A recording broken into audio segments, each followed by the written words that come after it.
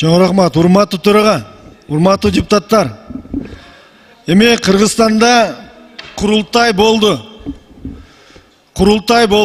Президентти сыйлайбыз, конституцияны сыйлайбыз.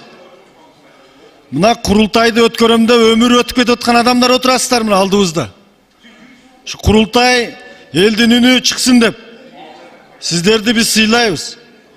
Мына жерде конституцияда курултай мыйзамы бар. Бирок силер дагы депутаттарды сыйлашыңар керек эле да.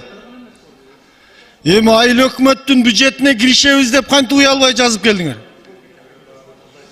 Урматтуу ким суроода айыл өкмөттүн бюджеттерине киргизсеңиз эртең ЧПГны ал десе көзүн чуккандар чыгат.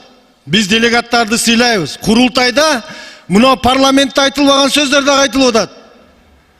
Ончо жерди кайерыңе тыгасың деп ошо курултайда айтылып атат. Туура, сыйлайбыз. Бирок силер биз ишенген курултайдын башчылары, биздин агаларыбыз мындай кылып бизди мындай кылып туруп күчкө салып дейбизби, зордукчулук кылып мындай өткөрбөгүлө да курултайдын мыйзамын. Комитет кайтарды 9-да эмне кылып отурдуңуздар? Жакшынакай кылып алып келбейсиздер, биз колдоп берет элек, колдогонго даярбыз. Бул эмне тоготпостукпу бул? Сиздер мына шашып койдуңуздар. Биздин ойго койгондо комитет кайра илеп, жакшынакай кылып алып чыгыш керек эле бул курултайдын мыйзамын.